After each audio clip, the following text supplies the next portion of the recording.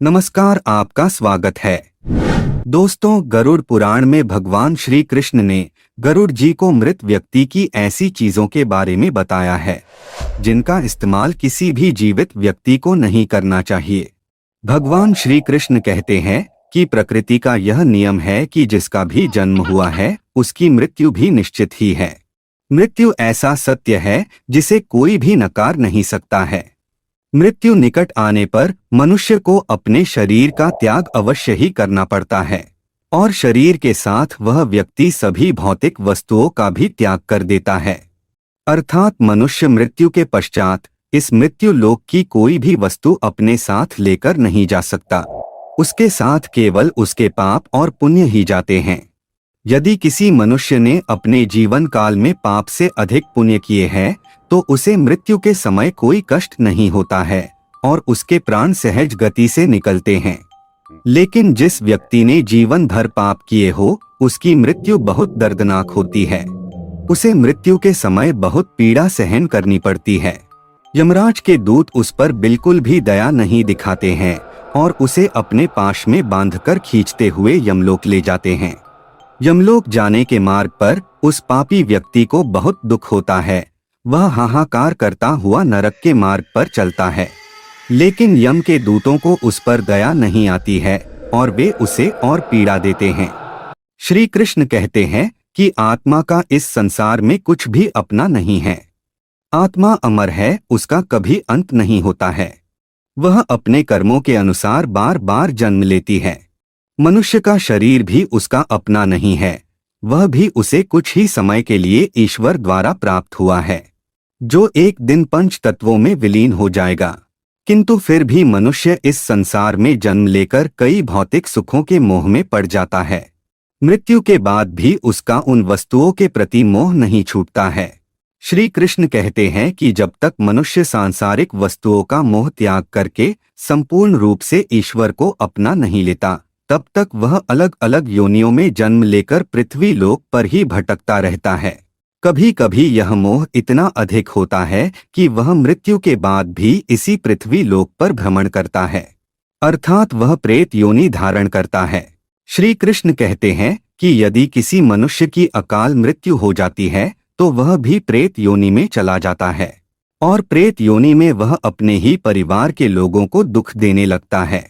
कई बार हम अपने मृत परिजनों की वस्तुओं को उनकी याद में अपने पास रख लेते हैं या उनकी वस्तुओं का उपयोग भी करने लग जाते हैं, लेकिन गरुड़ पुराण के अनुसार हमें मृत व्यक्ति की कुछ वस्तुओं का उपयोग कभी नहीं करना चाहिए, क्योंकि इन वस्तुओं के साथ उस मृत व्यक्ति की ऊर्जा जुड़ी हुई होती है। उस मृत व्यक्ति का उन वस्तुओं के प्रति मोह बहुत अधिक होने के कारण वह मृत्यु के बाद भी उन वस्तुओं से जुड़ा रहता है और यदि कोई इन वस्तुओं का प्रयोग करता है तो उसे कई परेशानियों का सामना करना पड़ता है। वह मृतात्मा उसे कई प्रकार से कष्ट देने लगती है।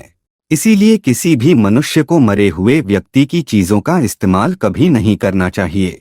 चाहे तो आप उन वस्तुओं को संभालकर अपने घर में रख सकते हैं अथवा उन चीजों को नदी के जल में प्रवाहित कर सकते हैं, लेकिन भूल से भी उसकी वस्तुओं का इस्तेमाल नहीं करना चाहिए। उस मृत आत्मा की शांति के लिए आप उस व्यक्ति की प्रिय वस्तुओं का दान करते हैं तो यह बहुत ही शुभ होता है। गरुड़ पुराण में मृत व्यक्ति की ऐसी 3 चीजें बताई गई है जिनका कभी भी इस्तेमाल नहीं करना चाहिए, अन्यथा मृत व्यक्ति की आत्मा पृथ्वी लोक पर ही भटकती रहेगी और उसे कभी मोक्ष की प्राप्ति नहीं होगी अथवा उसे दूसरा शरीर भी कभी प्राप्त नहीं होगा। ऐसी आत्मा आपको भी अनेक प्रकार के कष्ट देती है। श्री कृष्ण कहते हैं, जब किसी की मृत्यु के बाद उस व्यक्ति को अगर प्रेत योनि मिलती है तो वह अपने ही परिवार को दुख देता है, इसीलिए उसकी वस्तुओं का उपयोग कभी नहीं करना चाहिए। तो चलिए जान लेते हैं उन 3 वस्तुओं के बारे में जो मृत व्यक्ति की कभी भी इस्तेमाल नहीं करनी चाहिए। सबसे पहले जानते हैं घर में मृत व्यक्ति की तस्वीर कहाँ पर लगानी चाहिए। शास्त्रों के अनुसार प्रत्येक मनुष्य को अपने घर में पूर्वजों की तस्वीरें अथवा चित्र अवश्य लगाने चाहिए। इसे बहुत ही शुभ माना गया है। अपने मृत परिजन का चित्र बनाते समय इस बात का ध्यान रखें कि उनका चित्र अथवा तस्वीर दुखी अथवा क्रोधी अवस्था में ना हो। आपके पूर्वज चित्र में प्रसन्न दिखाई देने चाहिए। जब भी हम उनके चित्र के दर्शन करें तो हमारे मन में उनके प्रति श्रद्धा तथा प्रेम का भाव प्रकट हो। यदि पूर्वजों का चित्र क्रोधी अवस्था में हो तो यह मन में भय की स्थिति निर्माण करता है। छोटे बालक उनसे प्रेम करने के बजाय द्वेष करने लगेंगे। इसीलिए पूर्वजों का चित्र अथवा तस्वीर बनाते समय इस बात का खास ध्यान रखें। ध्यान रहे, आपके पूर्वज अब इस संसार में नहीं हैं। वे ना ही भगवान है और ना ही मनुष्य है। आपको उनका सम्मान करना चाहिए, किंतु उनके सामने अपना दुख और क्रोध जैसी भावनाओं को प्रकट न करे, अन्यथा आपके पितृदेव दुखी हो जाएंगे। पितृपक्ष के दिनों के अलावा अन्य दिनों में उनका आवाहन अथवा उनकी पूजा नहीं करनी चाहिए। पितृपक्ष के दिनों के अलावा अन्य दिनों में जो आत्माएं घर में प्रवेश करती हैं, वे प्रेत आत्माएं होती हैं। इससे घर में भयंकर दुख का वातावरण निर्माण होता है। वास्तुशास्त्र के अनुसार पितरों की अथवा पूर्वजों की तस्वीरों को भूल से भी पूजा घर में नहीं रखना चाहिए। इससे भगवान का अपमान होता है। इससे आपके सभी पितृगण अत्यंत दुखी और क्रोधित हो जाते हैं। यदि आपके किसी परिजन की अकाल मृत्यु हुई है तो वे प्रेत योनि में चले जाते हैं और पृथ्वी लोक पर ही भटकते हैं। जब तक उनकी आत्मा की शांति के लिए नारायण बलि की पूजा नहीं की जाती, तब तक वे प्रेत आत्मा बनकर अपने ही परिवार के लोगों को परेशान करते हैं। ऐसे में आपको उनकी तस्वीरें घर में नहीं लगानी चाहिए और पितृपक्ष में उनका श्राद्ध भी नहीं करना चाहिए।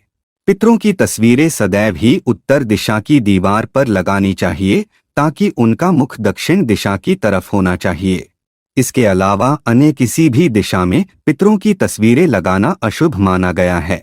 खासकर ईशान कोण में पितरों की तस्वीरें भूल से भी नहीं लगानी चाहिए। पितृपक्ष में भी पितरों के लिए किए जाने वाले सभी कार्य दक्षिण दिशा की तरफ मुख करके करने चाहिए। ध्यान रहे, मृत व्यक्ति के साथ कभी भी जीवित व्यक्ति की तस्वीरें नहीं लगानी चाहिए। साथ ही शयन कक्ष में और रसोई घर में पितरों की तस्वीरें न लगाएं। आइए अब जानते हैं मृत व्यक्ति की कौन सी चीजों का उपयोग नहीं करना चाहिए। सबसे पहली चीज है मृत व्यक्ति के कपड़े। गरुड़ पुराण के अनुसार मृत व्यक्ति के कपड़ों का कभी भी इस्तेमाल नहीं करना चाहिए।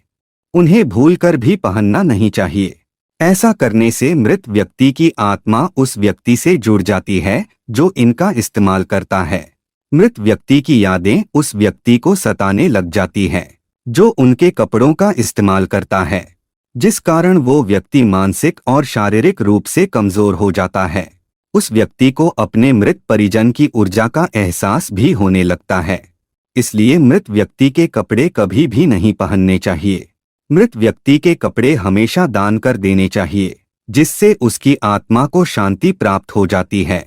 दूसरी चीज है मृत व्यक्ति के गहने।